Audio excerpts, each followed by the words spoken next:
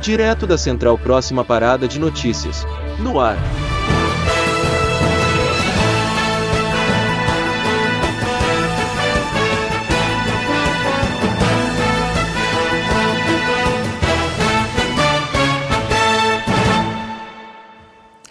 Olá, boa noite. Veja que a notícia hoje no mundo rodoviário. Segue um impasse em São Paulo.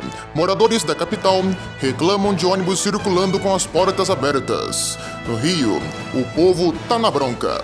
Moradores de Pinheiral fazem protesto por mais ônibus. Em Minas, passageiro morre dentro de ônibus da Útil em Juiz de Fora. No Sul, Expresso Caxiense coloca novos ônibus em operação nas linhas metropolitanas do Rio Grande do Sul. Viação Santo Anjo da Guarda comemora 76 anos de atuação. E ainda, Viação Itapemirim recebe mais unidades do G8. E a NTT prepara respostas à Justiça para a liberação das linhas pela Suzantur. Já já, os detalhes para você. Esse é o Jornal do Ônibus, que tem a maior e melhor cobertura do mundo rodoviário e onde você sempre sabe mais. Ontem, dia 24 de fevereiro, a Aviação Santo Anjo da Guarda comemorou 76 anos de história, sendo a primeira empresa a obter o registro no Regulamento de Transporte Rodoviário do país. Em 1971, a Santo Anjo comemora mais de 7 décadas pelas estradas. Natural de Tubarão, em Santa Catarina, a Santo Anjo nasceu na necessidade de transportar gaúchos que frequentemente visitavam o município de Tubarão, especialmente em períodos de alta temporada. A companhia foi fundada por Herbert Falck, que após 4 anos passou as operações aos irmãos Damiani, que investiram em novas concessões e na frota.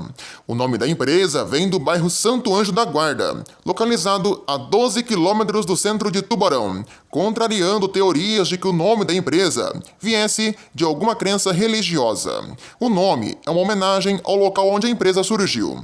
Nos anos 80, a Santo Anjo começou a prestar serviços de cargas nos estados da região sul, no caso Rio Grande do Sul, Santa Catarina e Paraná, e também no Sudeste, em especial o estado de São Paulo.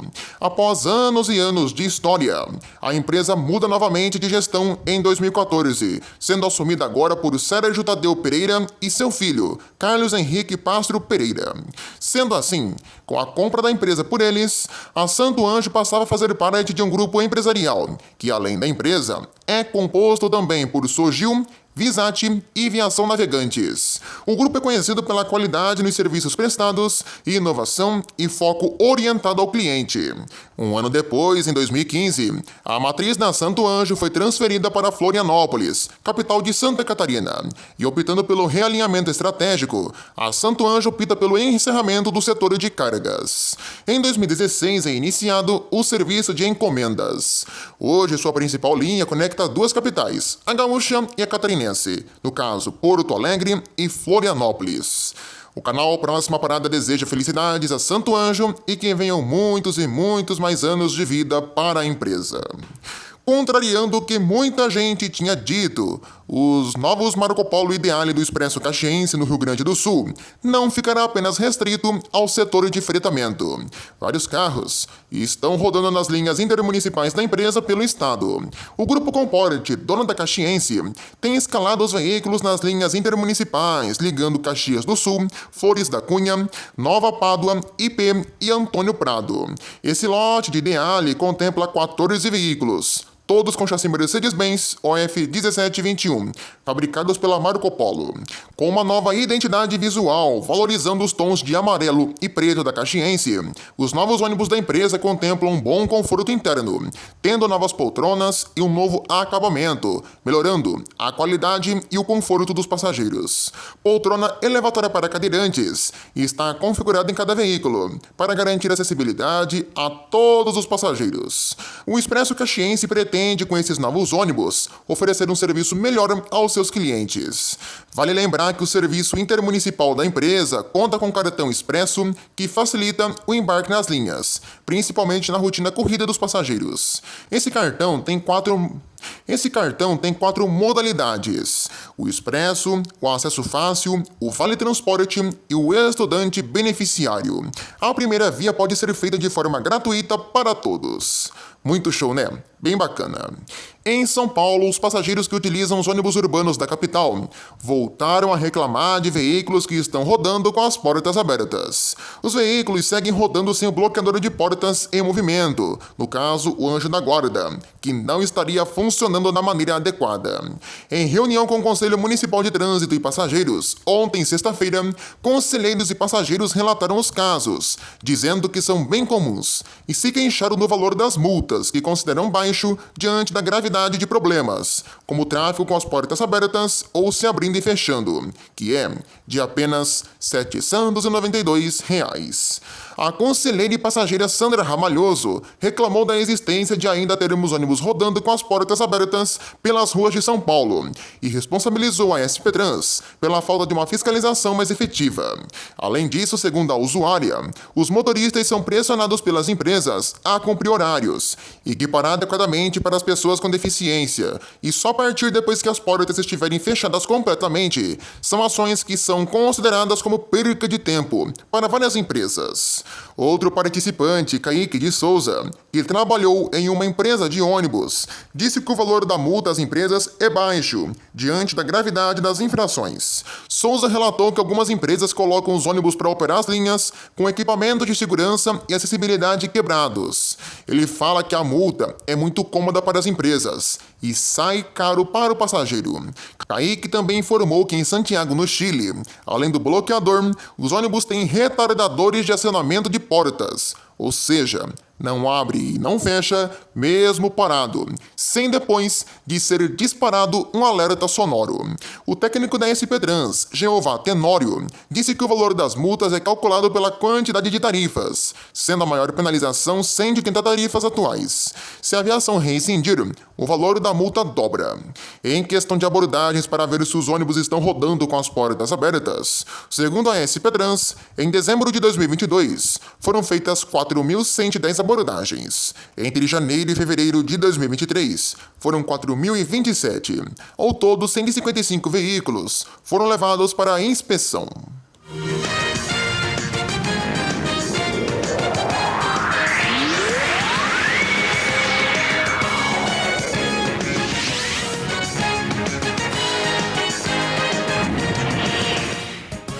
Um passageiro da aviação Útil que seguia viagem no ônibus que faz a linha Cabo Frio-Belo Horizonte morreu depois de passar mal dentro do coletivo quando o mesmo parou na rodoviária de Juiz de Fora, em Minas Gerais. O fato ocorreu na madrugada de ontem, sexta-feira, quando ao parar o coletivo, o motorista solicitou ajuda para atendimento a um passageiro de 36 anos, que não estava bem de saúde. Agentes do SAMU foram acionados por volta das 3 horas da manhã. A corporação informou que o passageiro seguia viagem com sua esposa e um bebê. O mesmo foi socorrido e encaminhado para um hospital, porém, morreu a caminho de atendimento. A AMD Service é a empresa que administra o terminal rodoviário Miguel Mansur de Juiz de Fora e informa que um passageiro de 36 anos veio a óbito dentro de um ônibus da empresa Guanabara nesta sexta-feira, dia 24.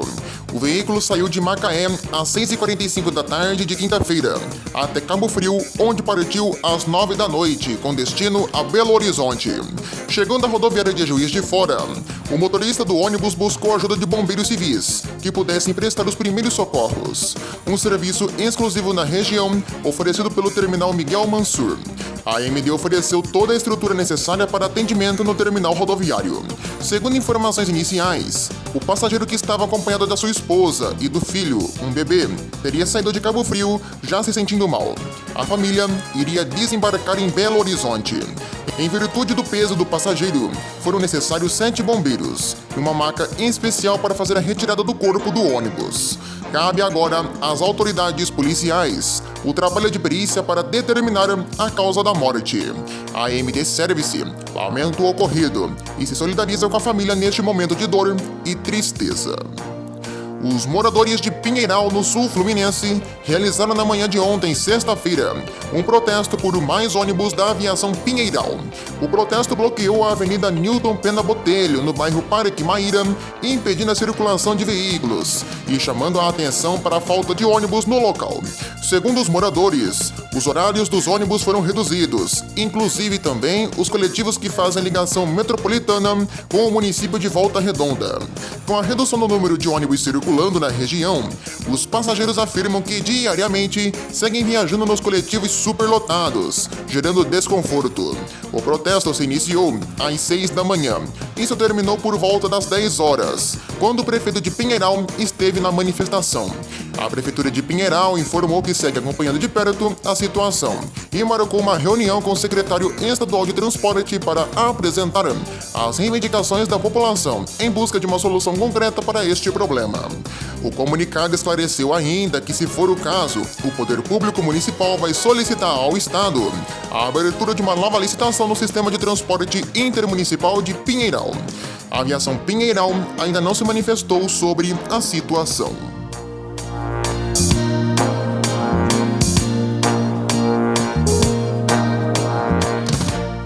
Estamos na reta final da novela envolvendo Itapemirim, Suzantur e a NTT.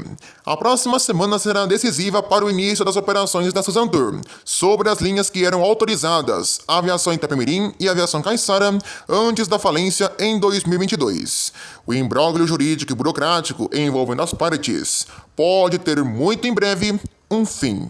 No dia da determinação judicial, em resposta da agência ao portal Diário do Transporte, a fase ainda era de tratativas e que somente com a comprovação do atendimento a todos os requisitos técnicos operacionais é que a operação da Suzantur seria liberada, o que não aconteceu até o momento.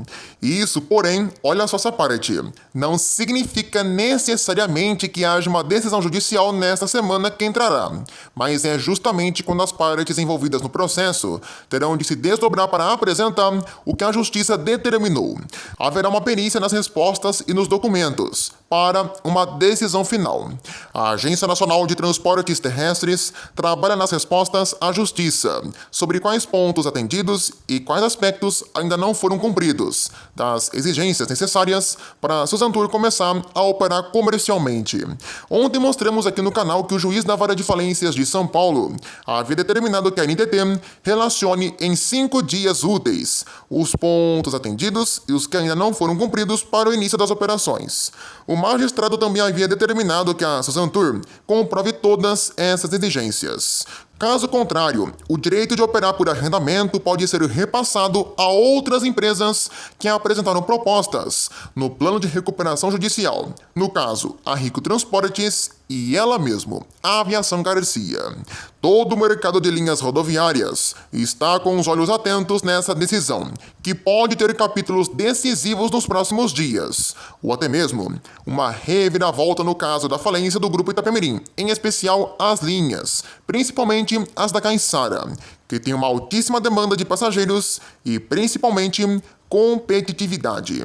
Entretanto, para algumas empresas, a semana que vai entrar deve ser mais crucial ainda, como para a Aviação Garcia do Grupo GBS, que apresentou proposta ao plano de recuperação da Itapemirim e que ainda insiste judicialmente em ter autorização para arrendar as linhas, alegando que suas condições são financeiramente mais vantajosas e que já possui uma estrutura de transporte rodoviário consolidada.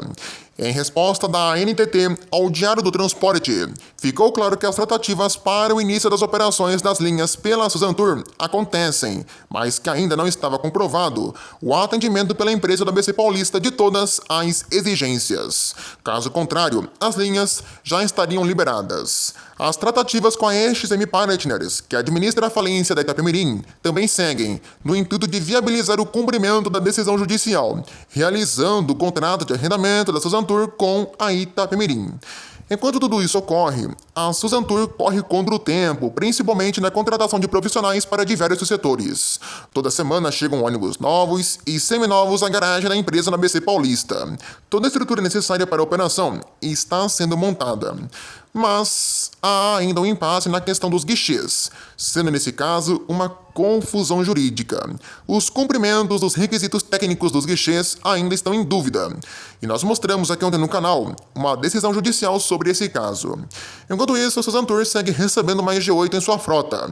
Nesta semana chegaram na garagem 3 unidades do Marco Polo Paradiso G8 1800DD sobre o chassi Volvo B420R. Os veículos estão em Ribeirão Pires, já que a garagem da Suzantur em Santo André está lotada e não cabe mais nenhum carro. É isso, pessoal. Essas foram as notícias desse fim de semana de Itapemirim.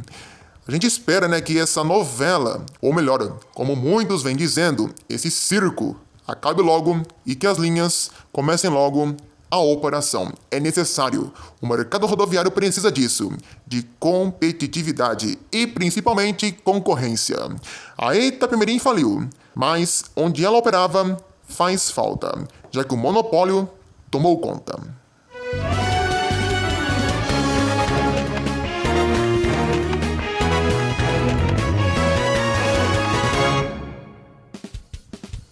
Hora do resumo de notícias da semana. A semana, claro, foi marcada pela Suzantur, que começou com uma de suas garagens invadida pela chuva. Na Itapemirim, a empresa corre o risco de não operar caso não atenda às exigências da NTT. Mas a próxima semana pode ser decisiva e finalmente as operações podem ser liberadas. Enquanto isso, mais G8DD chegam na empresa. Na massa falida da Itapemirim, começam os leilões. A semana foi marcada também pela chuva, que destruiu cidades do litoral norte de São Paulo, onde a aviação Pássaro Marrom prestou solidariedade. Chuva também na capital e no Rio de Janeiro, que deixaram vários ônibus ilhados. Ainda no Rio, novos casos de vandalismo no BRT Rio, que inclusive recebeu repasse de verba da prefeitura de cerca de 15 milhões de reais. Já as empresas de ônibus deixaram de arrecadar por não ligarem o ar-condicionado. Em Minas, a aviação real começou e já coleciona reclamações em Varginha. A semana também ficou marcada pela onda de acidentes, vandalismo e incêndio a ônibus, principalmente após o carnaval. Por fim, em São Paulo, pelo menos 2,1 mil ônibus elétricos estarão rodando pela capital até 2024. Essas foram as principais notícias dessa semana. Fique ligado na programação do canal Próxima Parada para novas informações das estradas.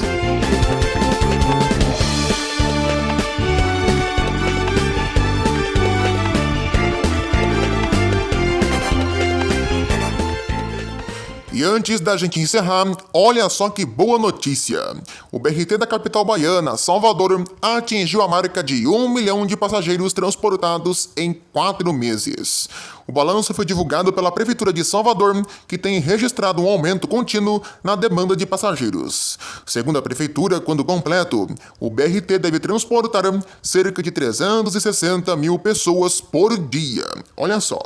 Boas notícias também em Santa Catarina. Enquanto muitas cidades têm aumentado a tarifa de seus coletivos, Garopaba, no interior catarinense, anunciou a tarifa zero nos ônibus. Vários veículos já foram adesivados e a novidade entra em vigor no próximo dia 1º de março. Bem bacana, né? Assim nós encerramos o Jornal do Ônibus de hoje, agradecendo a sua companhia e a sua audiência. Já, claro, fazendo convite para você voltar amanhã aqui no canal, já que teremos um vídeo sobre a aviação Garcia. Quem assistiu o vídeo que eu postei aqui no canal na terça-feira, que eu gravei ali na rodoviária de Maringá, vai saber o que significa o vídeo de amanhã. Tá bem interessante e vocês, claro, não vão perder. Uma boa noite, um excelente final de semana para todos nós.